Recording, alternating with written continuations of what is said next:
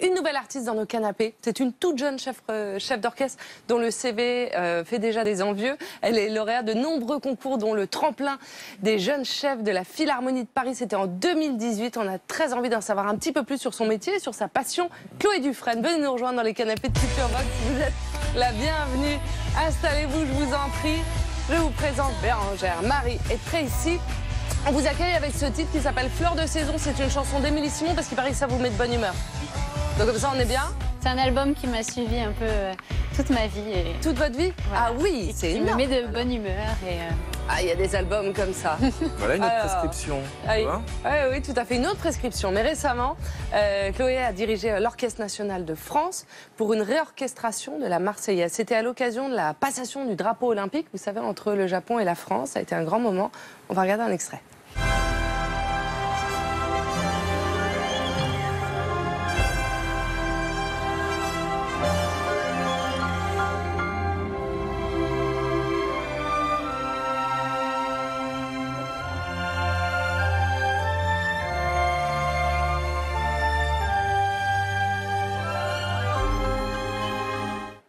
Et à l'occasion de cette passation de drapeau olympique, Chloé a collaboré avec le chanteur Woodkid pour le film de promotion Paris 2024, salué, diffusé dans le monde entier. Ouais. Comment s'est passée cette collaboration, Alain ?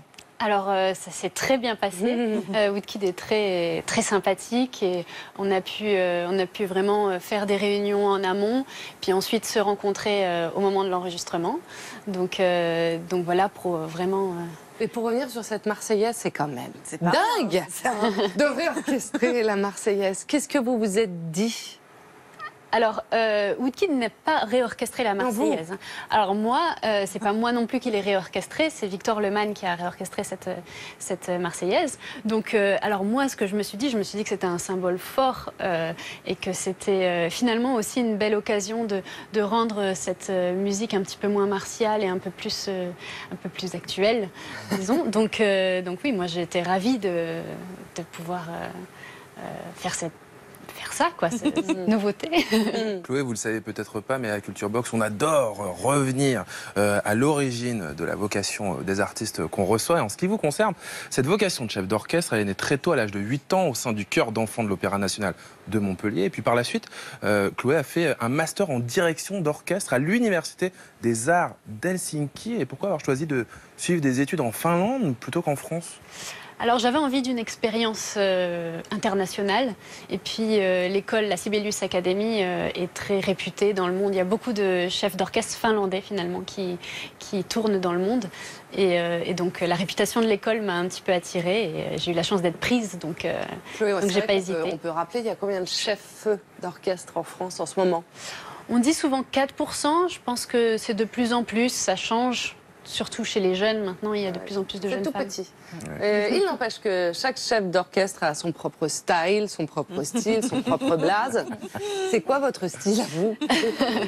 Alors, c'est toujours une question un peu difficile à répondre parce que c'est le style qui correspond à mon corps, entre guillemets, mais aussi assez dynamique. Je bouge beaucoup. Voilà.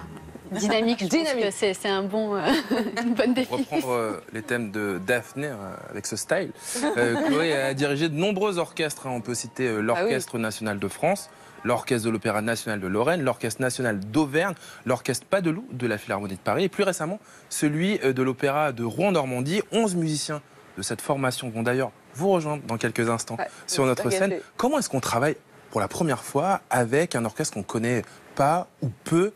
Est-ce qu'il faut du temps pour s'apprivoiser les uns les autres? La première fois que vous débarquez dans la pièce?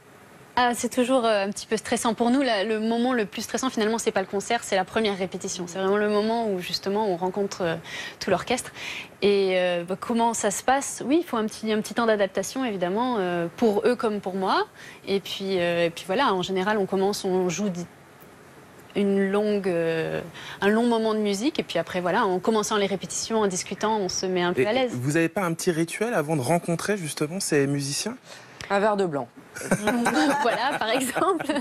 Non, travailler la partition, vraiment être sûre de ce que je veux et puis être ouverte à toute possibilité. Il y a des instruments qui sont plus durs pour vous à diriger que d'autres?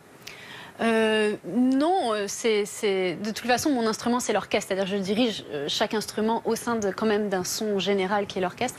Mais je peux dire peut-être les corps, parce que c'est toujours... on nous dit à l'école, ne regardez pas trop les corps, ça les stresse. Ah bon? Parce que c'est un instrument qui est finalement très exposé, où il est facile d'avoir des petits soucis techniques pour les instrumentistes. Donc c'est difficile, il faut savoir un peu humainement comment gérer les personnalités qui sont en train de jouer, par exemple.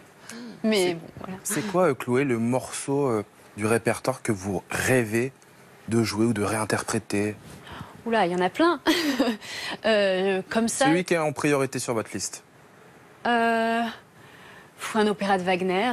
Un jour. Ah oui. Pas tout de suite. Hein. Tout de suite sur ma Pas tout de liste. suite, vous dites pourquoi? Il faut Pourquoi pas tout de beaucoup suite d'énergie. Beaucoup d'énergie. Beaucoup d'énergie. Ah oui. Et pourquoi Wagner, alors? Parce que c'est grandiose, c'est l'opéra, c'est tout, c'est l'art complet, comme il disait. Et puis, donc oui, c'est un beau but pour moi.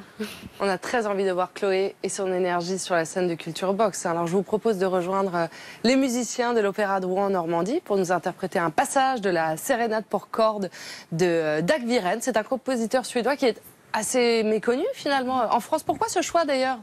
Parce qu'il est suédois, c'est un compositeur que j'ai découvert en Finlande et qui correspondait aussi également au temps imparti et puis finalement à l'implantation de l'orchestre, à la configuration de la scène de Culture Box. Voilà, c'est encore un moment rien pour vous. Vous voyez, quand on vous dit qu'on vous fabrique des choses juste pour vous, des petits trésors comme ça. Bon, bah alors Chloé, allez-y. Allez les rejoindre, allez rejoindre vos musiciens. Vous allez être très nombreux sur notre scène. Ils vont jouer masqués par respect des gestes barrières, bien évidemment.